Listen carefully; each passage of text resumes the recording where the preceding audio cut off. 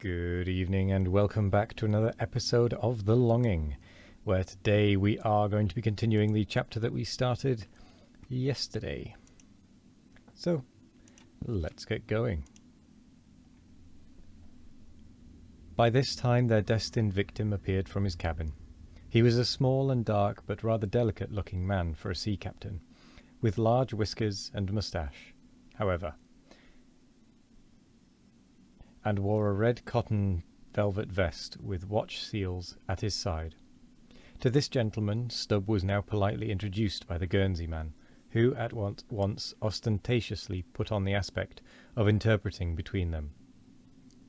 "What shall I say to him first?" said he.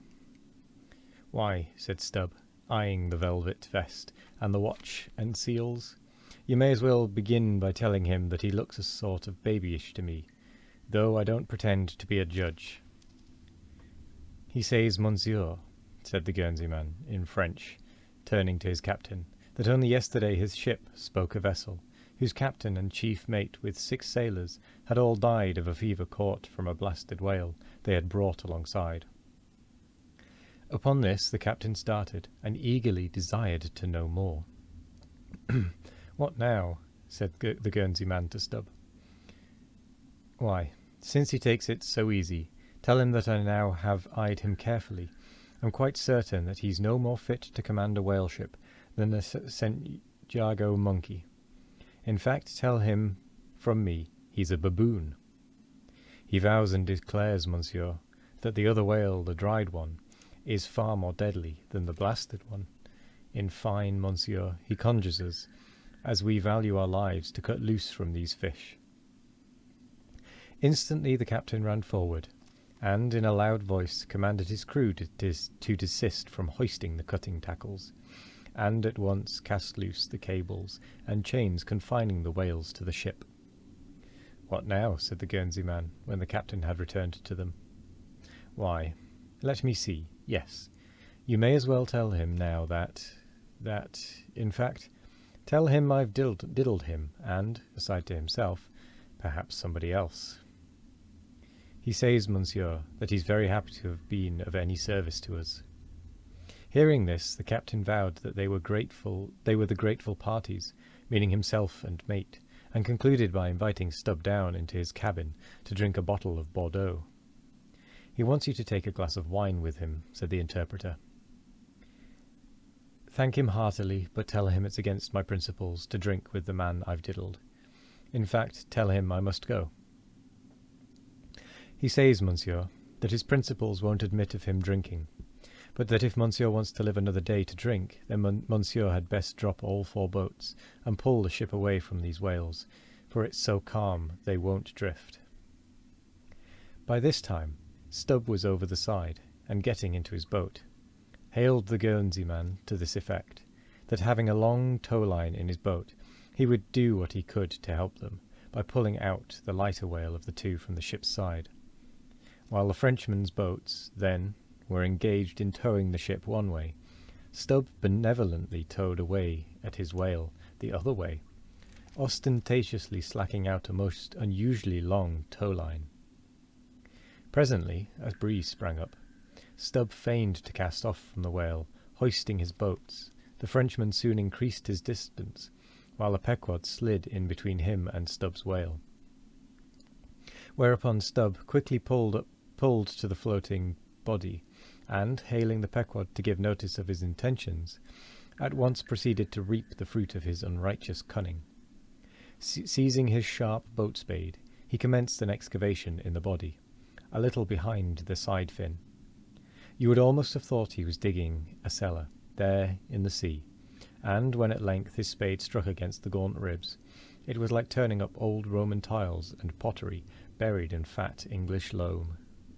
His boat's crew were all in high excitement, eagerly helping their chief, and looking as anxious as gold hunters. And all the time numberless fowls were diving and ducking and screaming and yelling and fighting around them.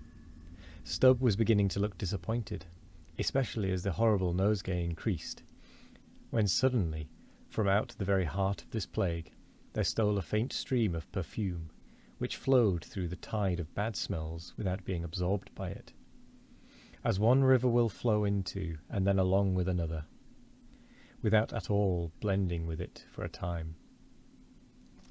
I have it, cried Stubb with delight, striking something in the subterranean regions. A purse, a purse! Dropping his spade, he thrust both hands in and drew out handfuls of something that looked like ripe Windsor soap, or rich mottled old cheese, very unctuous and savoury withal. You might easily dent it with your thumb. It is of a hue between yellow and ash colour. And this, good friends, is ambergris, worth a gold guinea an ounce to any druggist. Some 6 handfuls were obtained, but more was unavoidably lost in the sea, and still more, perhaps, might have been secured, were it not for impatient Ahab's loud command to Stubb to desist and come on board, else the ship would bid them goodbye. Well, that is the end of the chapter. I'm not going to read the next one. We're instead going to do a little bit of drawing. And we are actually starting to reach the point of drawing where we are going to need to move some to the lower regions, but not just this episode. We will dedicate a full episode to that. So, we have drawn water. We shall now draw the moon. And we're down to 16 pages too, which is somewhat alarming, since we've barely made a dent in the drawings still left. I will need to, at some point, excuse me, I will still need at some point to go adventuring into the halls of eternity in order to retrieve more of the valuable paper, since that seems to be where you can obtain the most paper. Well, you can obtain a constant, well, an unlimited supply of paper.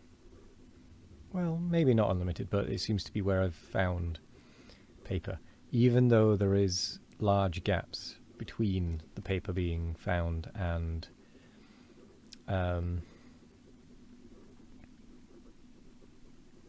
I've forgotten where I was going with that. Large gaps between the paper being found. That might have just been where I was going. I don't know why I said and. Either way, it can take a while to come upon the next piece of paper. It has been known to take 10 minutes or more between pieces of paper, which is no small amount of time. That is to be sure.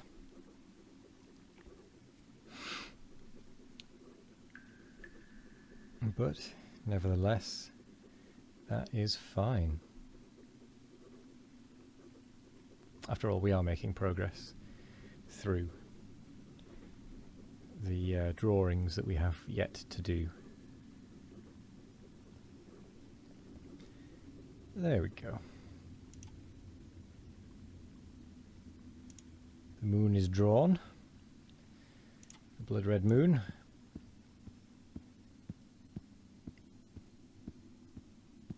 So let's have a bit of a peek down here,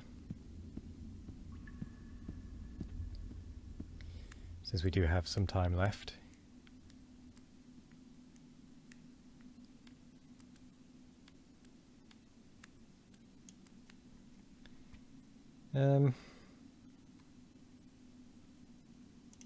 Might not be a bad idea to start moving the white ones.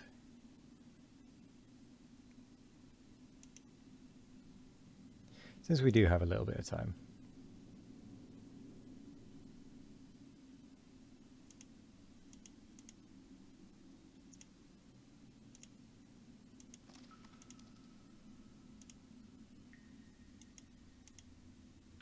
Makes sense that we Make some room. Well, I do believe that is actually the 10 minutes. We made a little bit of room, not much.